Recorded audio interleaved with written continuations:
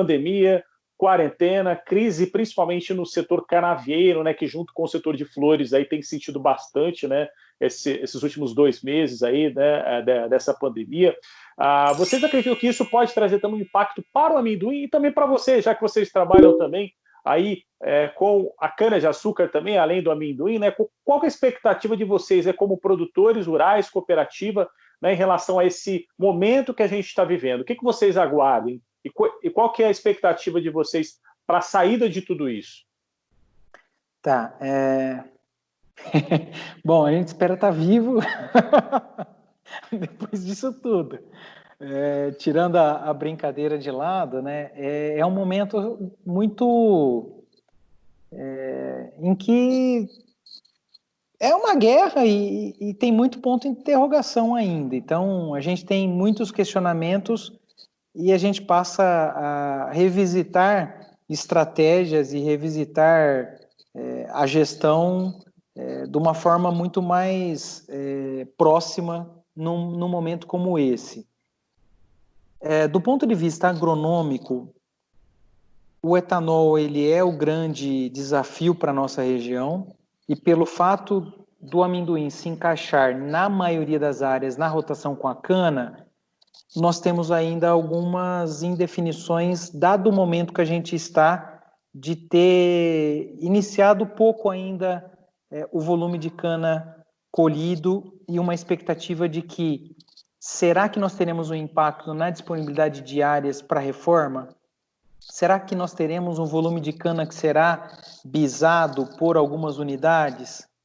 Será que nós teremos um reequilíbrio da produção de cana, e aí falando do produtor, por oportunidades melhores nos grãos em relação à cana-de-açúcar? Ou seja, eu passo a olhar o binômio safra-safrinha, soja, milho, amendoim, milho, comparado com a cana, e aí eu passo a olhar um momento de maior oportunidade dos grãos.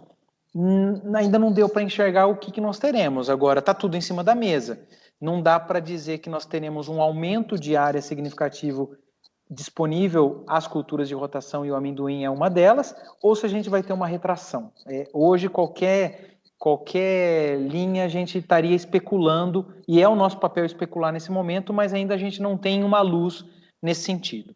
Do ponto de vista de mercado, aí a gente tem que separar mercado interno e externo. Mercado interno, a gente sente alguma expectativa dos clientes do mercado interno que compram amendoim para fazer snacks, para fazer paçocas, doces em geral, uma preocupação com a renda das pessoas. Então, nós temos um fluxo de renda que vai estar sendo interrompido, vai ser interrompido, à medida que essas ações governamentais, se não forem renovadas, nós vamos ter uma interrupção do fluxo de renda e você começa a afetar, de certa forma, o consumo.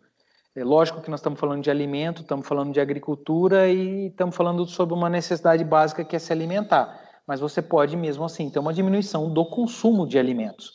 Então, no mercado interno, a gente sente uma certa apreensão a uma possibilidade de um menor consumo, que nesse momento ele ainda não foi sentido, porque a gente passou por um momento de aumento de consumo, por ficar em casa, por receio de desabastecimento. Então você faz um movimento natural de buscar mais itens no supermercado para poder ter a segurança em casa. Você teve esse movimento, você começa a entrar agora num platô e numa normalidade, e que nós não sabemos o que vai acontecer no mercado interno. Acredita-se que haverá uma diminuição no consumo por conta da diminuição da renda. Lá fora, o movimento ele tem sido menos impactado, até pela questão do desabastecimento, e da gente está falando de países que dependem de outros países, e o Brasil é um deles que supre esses países e essas pessoas com alimentos. Inclusive, só, desculpa pontuar, Rossato, saíram os números, né, das exportações, né, nessa segunda-feira, China lá na frente, e recorde aí nas exportações de soja, recorde nas exportações de carne bovina, suína, né? Os maiores volumes da história no primeiro quadrimestre de 2020. Só para pontuar essa questão das exportações. Tá perfeito. E é natural que isso viesse a acontecer, dado esse receio dos países em ser desabastecidos, dado o receio das pessoas de não terem a comida, então elas acumulam um pouco mais, então você tem um movimento de uma maior demanda inicial para depois entrar numa normalidade e talvez um decréscimo por conta de uma queda de renda. Mas do ponto de vista lá fora, a gente sente uma menor pressão, até porque a gente está pulverizando, né? A questão do amendoim, hoje o Brasil exporta para todos os continentes, então o amendoim vai para o mundo todo, seja em óleo ou seja em grão, e nós temos esse posicionamento. O Brasil hoje ele alimenta 1,3 bilhão de pessoas. Então a gente alimenta 220 milhões de brasileiros e gera excedente para uma população equivalente a 6 Brasis aí, né? Então, é uma responsabilidade e uma demanda construída que a gente possui que arrefece essa questão de sentir o mercado lá fora na questão da demanda. E tudo isso daí tem que esperar, como você mesmo disse ainda, né? Vamos esperar a poeira baixar, né? Como todo mundo comenta aí, para ver o que vai acontecer. Né? O resumo de tudo isso que a gente falou aqui, né, Rossato? O produtor no campo, né? Tá pensando, tá planejando, independente do que está acontecendo, né? A mensagem que a gente deixa a partir de agora é essa, né? Que tem que planejar, tem que pensar, tem que buscar as cooperativas como vocês aí para buscar lá na frente o resultado, a margem que ele tanto espera todos os dias. Perfeito, Gustavo. Acho que tem 2 pontos importantes aí. O primeiro é das cooperativas, pelo nível de governança que possuem, pelo relacionamento com o produtor, o seu cooperado, se colocarem como um porto seguro nesse momento. Tem uma expressão que diz que quando a água da piscina baixa, a gente vê quem está nadando pelado. Então, no sentido de que momentos de crise, que quem não está com a casa em dia, fica difícil manter a roda girando. Então, as cooperativas, elas têm, ao longo dos anos, se mostrado como um porto seguro para o produtor.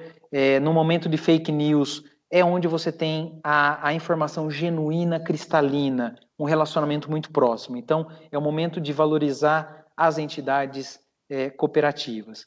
O segundo ponto é a safra espetacular de grãos que o Brasil está terminando de colher.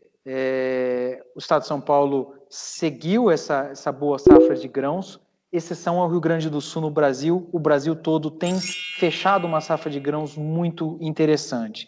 E aí, para quem está na cana-de-açúcar, essa receita dos grãos, ela passa a ser importante para fazer frente aos canaviais. Então, o trato cultural do canavial, num momento em que você tem uma expectativa de preços arrefecidos para a cana-de-açúcar e já tem um sinal disso, nós não podemos deixar de não tratar, de não cuidar do canavial. E aí, como é que eu trago essa renda? Dos grãos. Então, para aqueles produtores que usualmente fazem a rotação de culturas com soja ou com amendoim, esse é o momento de se apropriar dessa receita, de parte dela, e alocá-la no trato cultural da cana-de-açúcar, para que você não tenha uma queda de produtividade, que se juntar a uma queda de preços, aí você tem a tempestade perfeita. Então, é importante essa sinalização de alocação de recurso dos grãos que vem de uma safra espetacular.